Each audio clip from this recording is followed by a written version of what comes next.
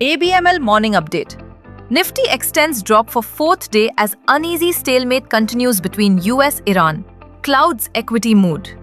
Global markets. US markets ended mixed on Tuesday with the S&P 500 declining 0.16% and the Nasdaq composite falling 0.71%, while the Dow Jones Industrial Average advanced 0.11%. Oil prices surged on Tuesday amid escalating US-Iran tensions, with WTI crude rising 4.19% to $102.18 per barrel and Brent crude gaining 3.42% to $107.77, extending Monday's rally.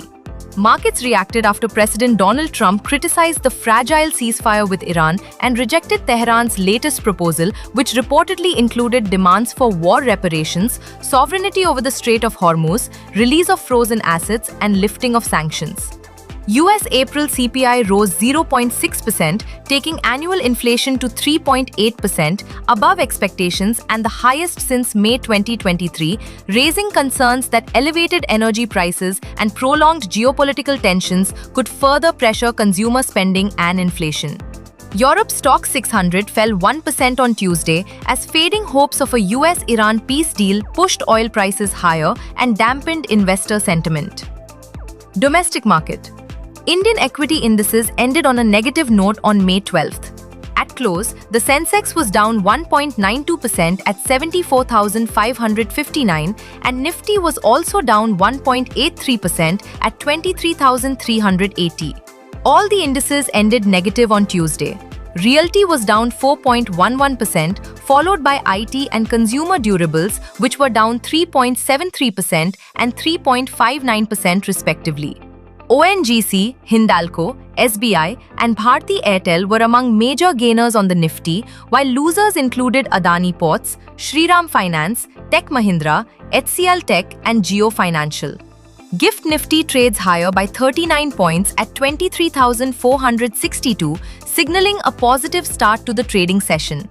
India's retail inflation edged up to 3.48% year-over-year in April 2026, marginally higher than 3.40% in March, marking the fourth consecutive monthly increase and indicating a gradual build-up in inflationary pressures, even as headline CPI remains within the RBI's comfort band. Food inflation emerged as a key driver, accelerating to 4.20% from 3.87% in March, disproportionately impacting household budgets, particularly in rural areas where inflation stood at 3.74% versus 3.16% in urban regions. Services inflation remains sticky, with restaurants and accommodation inflation at 4.20%, reflecting higher operating and wage costs. Transport services for goods saw inflation of 7.60%, pointing to rising logistics costs that could further feed into core prices. Notably, the personal care and miscellaneous category surged 17.66%, driven by sharp increases in lifestyle and discretionary expenses. Precious metals witnessed exceptional inflation, with silver jewelry up 144.34% and gold, diamond, and platinum jewelry up 40.72%, underscoring safe haven demand amid global uncertainty. While overall inflation remains benign, the broadening nature of price pressures could make the RBI more cautious on near-term rate cuts. Focus for the day: EUR GDP, US PPI, Q4 FY26 results, IKS. Key corporate developments/policy actions. Sagility Limited reported Q4 FY26 results with revenue at 20.24 billion rupees, up 29.06% year-over-year, EBITDA at 4.85 billion rupees, up 29.92% year-over-year, and EBITDA margins expanding to 23.94% versus 23.78% in 4Q FY25.